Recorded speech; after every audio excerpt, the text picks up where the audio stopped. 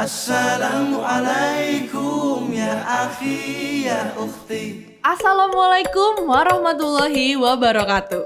Halo Sobat Jajan, nggak terasa ya, sekarang sudah bulan Ramadan.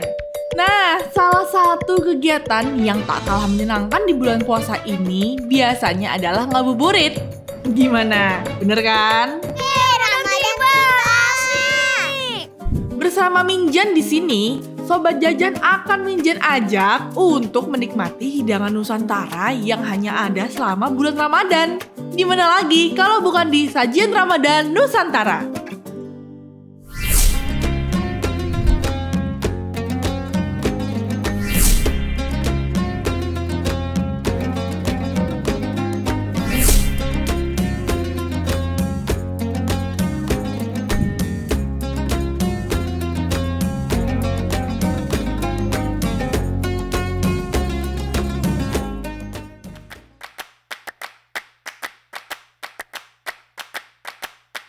Kalau kita bicara mengenai kuliner khas Minangkabau, Sobat Jajan pasti akan mengingat makanan gurih kaya rempah yang dominan dengan rasa pedas, seperti tunjang, rendang, maupun sate padang, ya kan?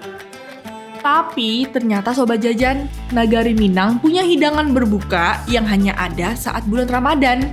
Dan rasanya dijamin, bikin lidah ketagihan. Kira-kira apa aja ya? Bubur kampiun merupakan bubur khas yang terbuat dari campuran beberapa jenis bubur dan makanan manis yang menjadi kudapan berbuka puasa paling banyak dicari, sekaligus menjadi makanan takjil terlaris selama bulan Ramadan.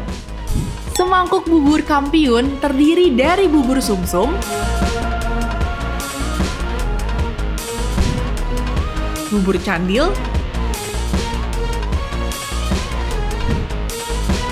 bubur kacang hijau,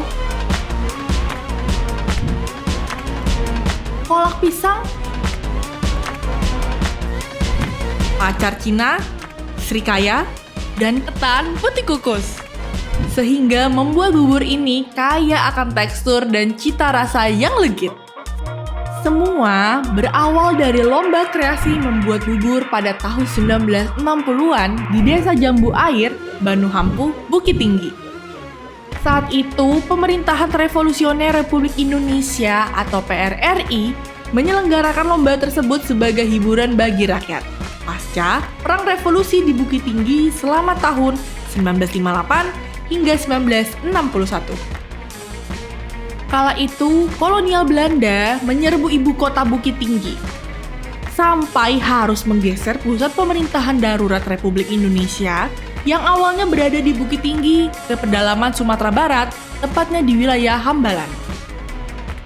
Kondisi itulah yang menyisakan trauma bagi masyarakat Bukit Tinggi dan menjadi alasan lomba ini diadakan.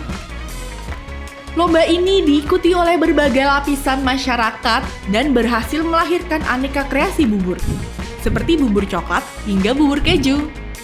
Salah satu yang mengikuti lomba tersebut adalah Amaizona, seorang nenek penjual bubur yang pada saat itu terlambat datang ke lomba tersebut dan membuatnya tidak sempat untuk mempersiapkan apapun.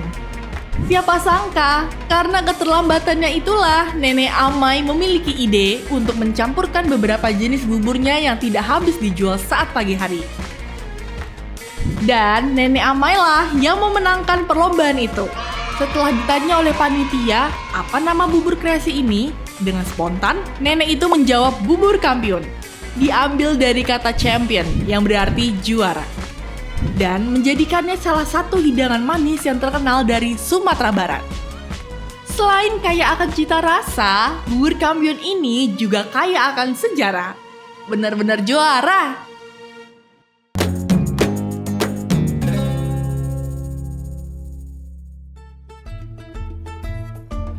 Selanjutnya, Minjan akan mengajak Sobat Jajan untuk mengenal salah satu minuman yang cukup populer di ranah Minang. Apalagi kalau bukan teh talua. Tak hanya sebagai minuman manis untuk berbuka, teh talua juga dikenal sebagai minuman penambah energi loh Sobat Jajan. Cocok nih sebagai minuman pelepas dahaga setelah puasa seharian.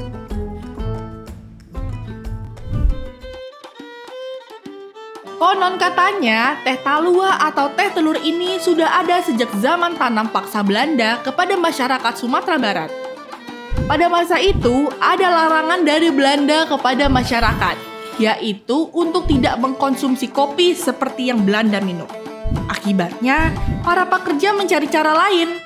Mereka membuat teh dari daun kopi atau teh dari ampas sisa pabrik. Kemudian mencampurnya dengan telur ukuran kecil yang tak laku di pasaran. Namun, ada pula sejarah lain yang beredar. Dahulu, ketika para pekerja membangun jam gadang, menaranya terbuat dari kapur, pasir putih, dan putih telur. Lantas, kuning telur itulah yang para pekerja olah dan mencampurnya dengan teh, yang kemudian menjadi dugaan asal mula terciptanya teh talua. Kemudian, minuman ini terus berkembang dan sempat menjadi minuman khusus kalangan elit atau kalangan tertentu saja yang mengkonsumsinya.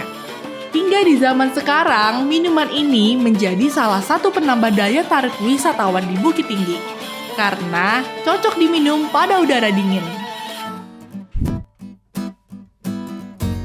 Teh talua terbuat dari kuning telur ayam atau itik yang dicampur dengan campuran gula, jeruk nipis, maupun bahan lain seperti kayu manis dan susu kental manis.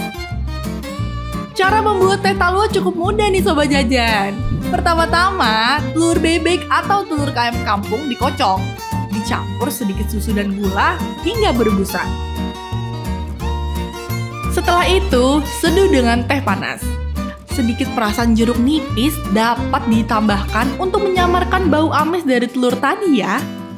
Jika didiamkan sejenak setelah diseduh dengan teh yang panas, teh talua akan menampilkan lapis-lapis yang terlihat di gelasnya.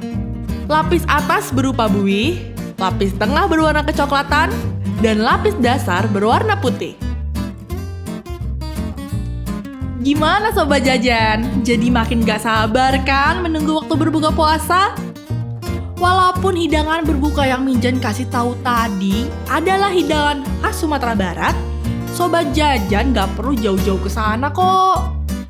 Sekarang udah ada beberapa restoran Minang yang menyediakan menu hidangan tersebut. Atau Sobat Jajan juga bisa nih membuatnya sendiri di rumah. Hitung-hitung, kita ngabuburit. Asyik. Nah, itu tadi hidangan berbuka khas Nagari Minang yang Minjan kasih tahu.